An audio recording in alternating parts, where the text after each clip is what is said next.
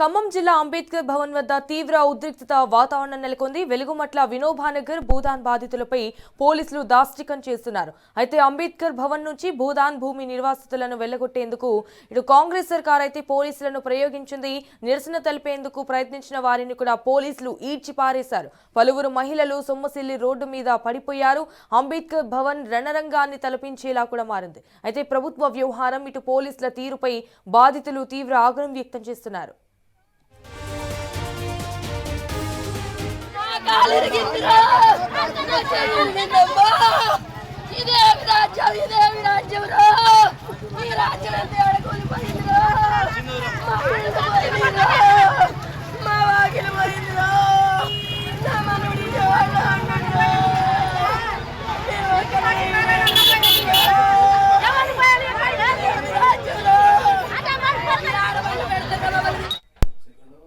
So right, ఇదే విషయానికి సంబంధించి మరిన్ని డీటెయిల్స్ మా ప్రతినిధి సాంబా ఫోన్ ఇన్ ద్వారా అందిస్తారు. రైట్ సాంబా, ఇటు ఖమ్మం జిల్లా అంబేద్కర్ భవన్ వద్ద అయితే హై టెన్షన్ అయితే కనిపిస్తోంది. సో అక్కడ ప్రెసెంట్ సిచ్యువేషన్ కి సంబంధించిన అప్డేట్స్ ఏంటి?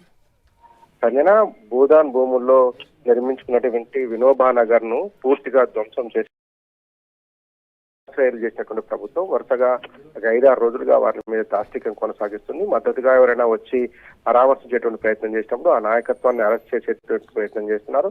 భూదాన్ భూములకు సంబంధించినటువంటి లబ్ధిదారుల ఎవరైతే బాధితున్నారో వారిలో లబ్ధిదారులను గుర్తిస్తారో అనేటువంటి సాకుతోని పదే రెవెన్యూ అధికారులు అట్లాగే పోలీస్ అధికారులు వీళ్ళు బస్ చేసినటువంటి పునరావాస కేంద్రం దగ్గర ఇటు అంబేద్కర్ భవన్ దగ్గర అటు టీటీడీసీ దగ్గర పెద్ద ఎత్తున పోలీసులు మోహరించున్నారు. ఒక బ్యారికేడింగ్ పెట్టి పోలీస్ పికెటింగ్ ఏర్పాటు చేసినటువంటి నేపథ్యం ఉన్నది.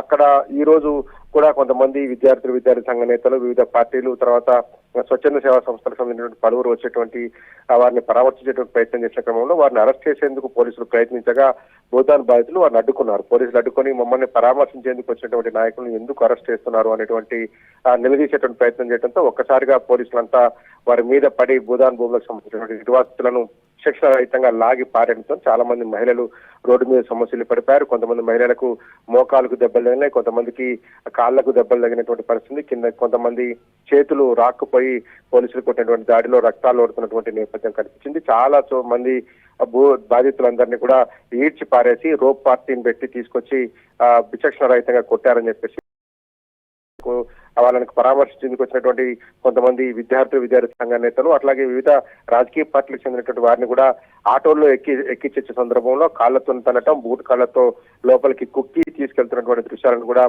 మీడియాకు చిక్కాయి. మీడియా కెమెరాలు పక్కకు పోయినటువంటి సందర్భంలో అత్యంత క్రూరంగా కర్కశక్తంగా వ్యవహరిస్తున్నారని చెప్పి బాధితులు ఆరోపిస్తున్నారు. మీడియా కెమెరాలు లేనప్పుడు, మీడియా లేనటువంటి సమయాన్ని చూసుకొని మా మీద దాడి చేస్తున్నారు. భూదాన్ భూములలో నుంచి ఎల్లగొట్టారు. ఇప్పుడు పునరావాస కేంద్రం నుంచి కూడా ఎల్లగొట్టాలనేటువంటి ప్రయత్నం చేస్తున్నారు.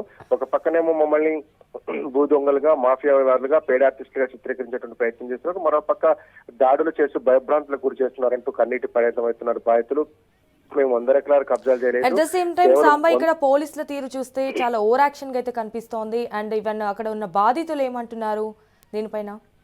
కనీస మానవత్వం ప్రదర్శించడం లేదు. మమ్మల్ని బాధితులుగా చూడకుండా దారుణంగా కొడుతున్నారు. పదే విజ్ఞప్తి చేసినా, వేడుకున్నా గానీ పోలీసుల తీరులో మార్పు రావట్లేదని బాధితులు ఆవేదన వ్యక్తం చేస్తున్నారు.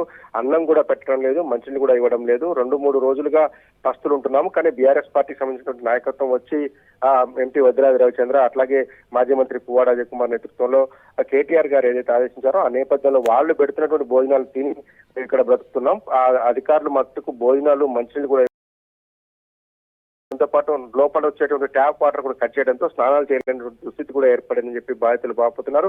అనేక వ్యయ ప్రయాసాలు కోర్చి, కష్ట నష్టాలు కోర్చి ప్రభుత్వం తమను గుర్తిస్తుందేమో, మళ్ళీ ఏదైనా పునరావాసం కల్పిస్తుందేమో ఎదురు చూస్తున్నటువంటి మా మీద ఈ రకమైనటువంటి దాష్టీకం, కర్కశత్వం, దాడులు, విచక్షణ రహితంగా కొట్టడం, లాగి పారేయటం, రోప్ పార్టీలను పెట్టి కన్నీటి పరిమితం అవుతున్నారు. పోలీసులు సహకరించాలని, రెవెన్యూ అధికారులు తమను గుర్తించి కనీసం పునరావాసం కల్పించాలని చెప్పి వేడుకుంటున్నారు. తమను విడదీసేటువంటి కుట్ర, ఎవరైతే బాధితులు ఉన్నారో వారందరినీ కూడా విడదీసేటువంటి కుట్ర జరుగుతుందని కూడా బాధితులు ఒక అనుమానం వ్యక్తం చేస్తున్నారు.